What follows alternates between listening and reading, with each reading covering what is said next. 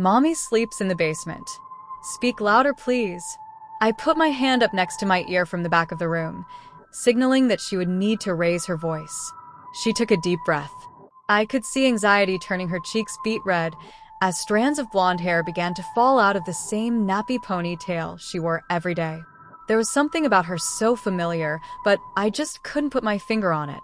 With her face glued to the paper, too afraid to make eye contact, she quickly sputtered out, "Hi, my name is Paisley Jackson, and this is my poem called My Family." Paisley was a shy little girl. In fact, she was one of the quietest students I ever had in my 10 years of teaching, which I guess being the youngest of 11 will do that to anyone. Surprisingly, she was very smart, unlike the rest of her siblings who were dumber than a box of rocks. Lord, the Jackson kids were such a headache, except for Paisley, of course. I just wish I could have given her more opportunities to improve her future. Don't get me wrong, I tried to help Paisley, I really did. I gave her clothes, food, and even had funds lined up for her. But living dirt poor in a shack out in the middle of the desert was a bad hand to be dealt in life. Besides, no matter what I did, it wouldn't have made a difference. Everyone knows that the cycle of poverty is almost impossible to break. I crossed my legs, pen in hand, preparing for yet another bland story about a family I'd never get to meet. If you've ever worked with underprivileged kids, you'd know that guardian involvement is quite rare. When it came to interest in their daughter's education, Paisley's parents were no exception. I have two mommies. One named Betty, who can make good spaghetti. I call her Mom. She's the one that's married to my dad, Tom. One named Claire with pretty yellow hair. I call her Mommy. Dad calls her his project, his hobby. Being smack dab in the middle of Utah, I've seen hundreds of polygamous families, so this didn't strike me odd. Besides, even though polygamy is illegal, I try to keep my nose in my own business. Mom takes care of us all. She can do that because she's so tall. Mommy wears a pretty silver bracelet. She wears it because she's so famous. Wouldn't be the first time I saw kids coming up with stories about celebrity parents to add excitement to their ordinary lives. I just didn't expect it to come from Paisley. Mommy has me and Tommy. He's one of my older brothers. Mom is a lot older. She has all the others. I cringed. That meant that one of Paisley's mothers had given birth to 9 children. I couldn't imagine going through that many pregnancies. Dad says me and Tommy are a gift from God. He'll never hit us with a rod. His pride and joy is Tommy, but he says the only person he truly loves is Mommy. I looked up from my grade book, with the line about a rod catching my attention. However, this wasn't the first time one of my students have accidentally reported abuse. Truth is, CPS picks and chooses who they want to help. Mom is having another baby. She's mad Dad wants to name it Daisy. Mommy can't have no more kids. Her last one died of SIDS. Shifting in my seat, I scribbled down a note reminding myself to deliver my daughter's old baby clothes to the Jackson shack. As a mother myself, I know babies can be expensive. Dad says she did it on purpose, because she wanted to run off and join the circus. Mom says it wasn't her fault. I promised to keep that secret in the me and her vault. I shook my head in sadness. How could someone blame a grieving mother for something she couldn't control? Mommy was the one Dad chose. He watched all of her school shows. They were joined in the night. Daddy says inside her is a lot of fight. Mom is just a cover. Dad doesn't really love her. I threw my hand up, a gesture meaning stop I had taught my students, but Paisley didn't look up. She continued to read, oblivious to my disappointed frown. Obviously, one of her siblings put her up to this as a joke. Mommy says she needs to get out. She wants to show me what life is all about. Dad gets mad. It's his biggest pet peeve. Mommy is sad. She just wants to leave. Mommy sings to me her favorite song. Mom says Dad's head is wired wrong. Shaking my head, I sighed. Another child with so much potential and such a kind heart was stuck in the middle of a lover's quarrel that didn't even involve her. Last birthday, I wanted to take Mommy to see her favorite basketball team. Mom made me a cake with frosted buttercream. I got to go see the Knicks, but Dad said he made a mistake he couldn't fix. Nothing is the same anymore. I don't know why for sure. Now Dad cries at night alone. He asks God, "What have I done?" To Mom, he no longer tends. She hopes the baby will make amends. Paisley rose her head up with a smile, looking for my approval. Although I was appalled at the inappropriateness of her poem, I didn't want to break her spirits. She clearly was very proud of it, and scolding her for something that wasn't her wrongdoing was just going to send that little girl back into her shell that I'd been trying to break for months. So instead, I clapped, making the rest of the class, who were too young to understand the gravity of the situation, applaud too. Mrs. June, I brought a picture of Mommy for extra credit. It's got one more part of the poem. Can I show the class? I nodded my head, thinking there couldn't possibly be any details worse than what she already presented. Paisley reached into the front pocket on her old worn-out hand-me-down dress, pulling out an old, aging photo. She flipped the flaking picture around, displaying it as if it were her most prized possession. My blood ran cold. I finally figured out why Paisley looked so familiar to me. In what seemed to be a school photograph, smiling ear to ear exactly like Paisley, was a young woman by the name of Claire Daisy. She was a high school student, popular for her ability to gain the lead in every school play that went missing without a trace 12 years prior. She was last seen leaving theater practice late one night, but then she just vanished. No sign of a struggle. No witnesses. No evidence. No body. Nothing. Her case was covered on every news station in Utah for a while because of how peculiar it was, until people lost interest. Paisley happily continued. I was so in shock I couldn't stop her as she read off the back of the picture. There is one thing I don't understand, and maybe you'll have the answer at hand. If Dad's love for Mommy will never sway, why did he treat her that way? Mom lays her head on a nice soft bed, but Mommy sleeps in the basement, under a big slab of cement. I found the secret basement under my house. Hank has some explaining to do. I moved into this house 5 years ago, and today I found out it had a secret basement. I'd finally got round to doing the renovations. Saving up for mortgage deposit near emptied my bank. Rebalancing the books took a few years and a promotion from junior to senior data scientist with a Silicon Valley I worked for remotely. Once I had, the next step was finally fixing the place up. Took me a while. Materials and labor cost a fair bit after all. That's also why I decided to try and do as much as I could myself, even though I know fuck all about DIY. Mom and Dad helped me find the house and chipped in a bit on the down payment. Maybe if I'd told them about my renovation plans instead of trying to make it a surprise, they'd have stopped me. A family friend, Hank, hooked me up. Wasn't a realtor, but knew people about town. Managed to convince the seller to hold off before it hit the market, and got snapped up by some rich cubicle monkey from the city looking for a summer home. I didn't meet the previous owner. Didn't think to ask. I thought I'd struck gold when I took the keys, but now I'm starting to connect the dots. I never saw who used to own the place. Mom and Dad handled all the paperwork, and I'm guessing it was Hank. I did one afternoon of DIY, and now I'd happily let the bank keep the house and mortgage as long as they let me leave town. This is the first house I've owned, the second I've ever called home, and I don't feel safe in either. I've lived in Marathon all my life and decided long ago I'd never move away. All that's changed. After today, I'd take living literally anywhere else, even Pyongyang or Kabul. I found the door to the secret basement by total accident. Carrying my dad's sledgehammer up the stairs, I slipped and dropped the damn thing. It thudded back down the staircase and embedded itself in the wall at the bottom. The hole left when I pulled it out exposed the wall cavity within. I couldn't ignore the handrail or the fact the wall cavity was wide enough to walk down. That's of course what I did, and I found the door to the basement at the end of the secret corridor. My honest first thoughts? Annoyed, but quietly hopeful this meant the house had more space than on the plans. If I knocked out his wall, the living room would be much bigger, adding thousands to the property value. If it had an entire basement, then, well, that could potentially be a whole extra floor. I hadn't been planning to flip the house.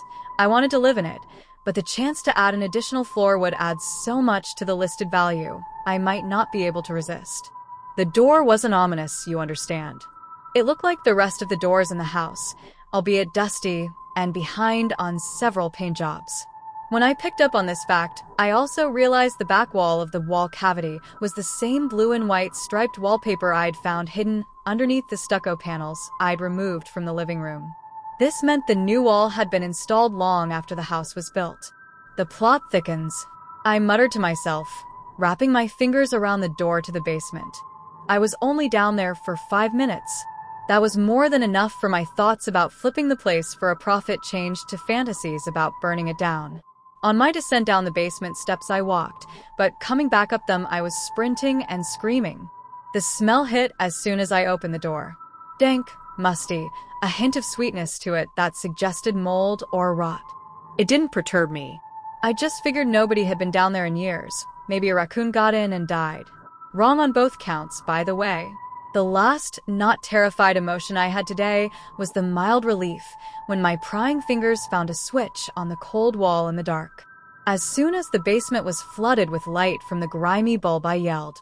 Not in fear at first, just in surprise. I'd not expected the room to be furnished.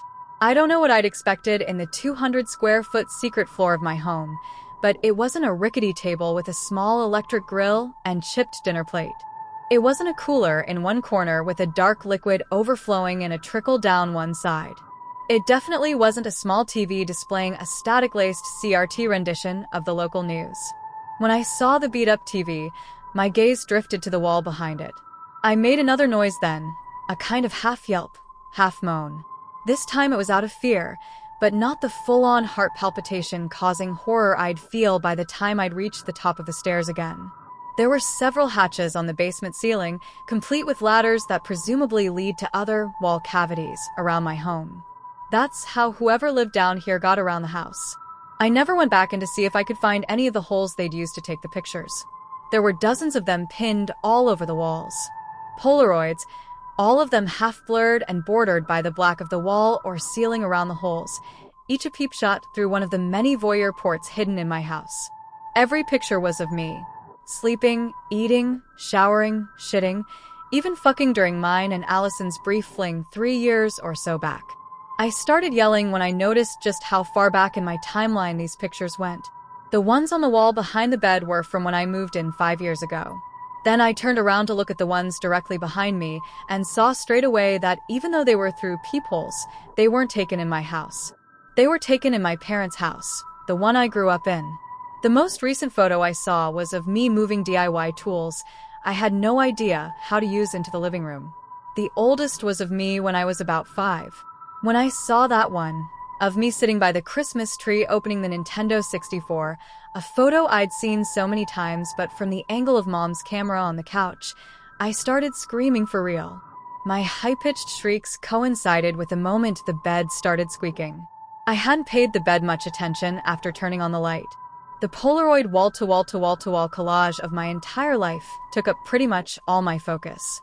I did notice the bed when the mattress creaked, though. Something was moving underneath the gray, stained, moth-eaten blankets. My screams doubled in volume when the thing in the writhing fold sat up. By the time it turned toward me and spoke, I could feel the warmth of piss revering down my inner left thigh. "What are you doing in my room, little brother?" I've never run so fast in my life. I didn't catch too good of a look at it. My flight or flight response kicked in pretty much the moment I heard the first raspy, crackling syllable. The hunched, rakish figure I managed to glimpse before hurtling myself back up the stairs was waxy, yellowish, and all bones with little muscle. What hair it did have on that lumpy scalp was thin, patchy, the kind of hair usually seen in those undergoing early chemotherapy or nuclear fallout exposure. The smell got worse when it spoke, wafting out its rotting throat from between chipped, blackened teeth. The eyes? From my short look into them, I remember small, shriveled things, puckered reddish orbs harboring wall-angled pinpoint pupils. None of that is why I physically can't bring myself to think too much about the thing living in its own filth under my house all these years, though. It's not even the photos, although speculating about those too long to start an onset of panic attack spiraling. The reason I got in my car this morning and haven't stopped driving until I pulled over 13 hours later to write this is that something in that yellow, waxen, pustular face was harrowingly familiar. I tried calling Mom, Dad, and Hank dozens of times on the road. None of the three picked up, but that was my fault. I shouldn't have left those ranting, half-crazed voicemails after the first calls weren't answered. They're probably making arrangements right now, covering all this up again. I've got so many questions.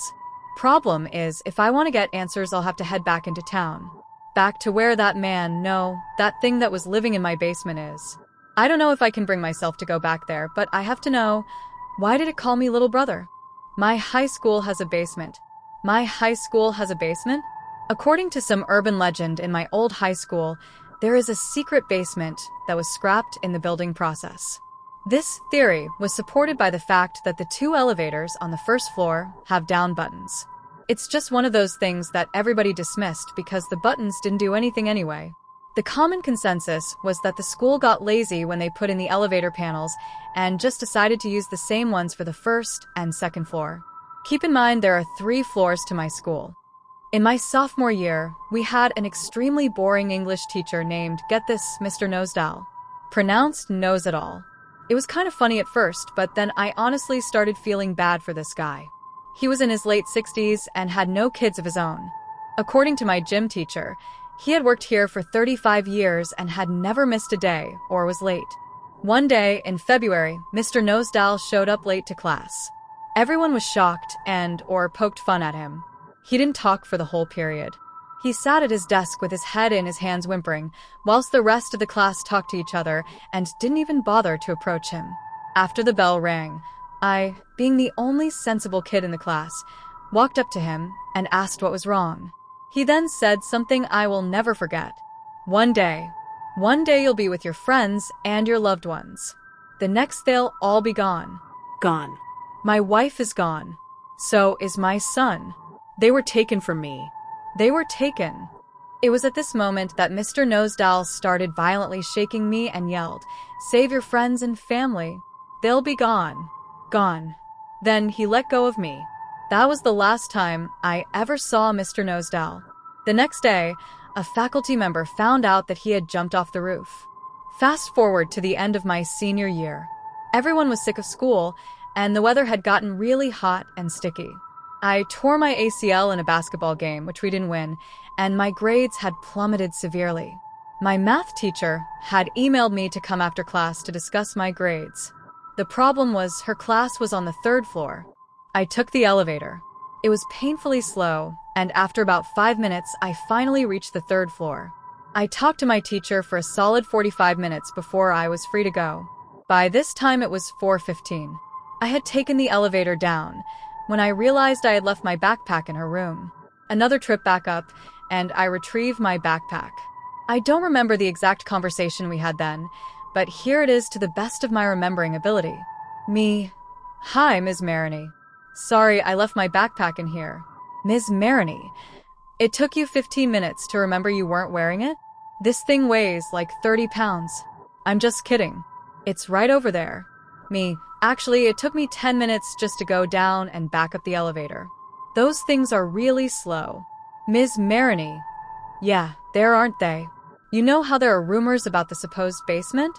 Apparently, it was going to be used as a child care center for toddlers. They were going to have a class for high schoolers to teach the little guys. Essentially, a student-teacher program. Me. Wow, that actually sounds kind of cool. What happened to it? Ms. Maroney. Something regarding safety issues in the structure, I think. It was a pretty big deal. I remember I was a freshman at the time. Me. Weird. Well, I'm going to get going now. See you tomorrow. Ms. Maroney, do take care. I hope that ACL of yours feels better. Me thanks. That was the end of that conversation. I got back in the elevator and hit the number 1. It was then I realized there was a visible circle underneath the 1. Almost like that was where the button was for the basement, and it had been sealed over. Then the power went out. The elevator plummeted. In a split second, I had hit the ceiling of the elevator and came crashing down. This did not help my ACL tear whatsoever. In fact, I felt a sharp pain in my head, and I realized I had managed to scrape myself pretty badly on the scalp. I actually still have the scar from it to this day. Anyways, I grabbed my crutches off the floor and hit the open door button. Realizing it didn't work because of the power outage, I started banging on the door. No response. I then tried to pry open the door.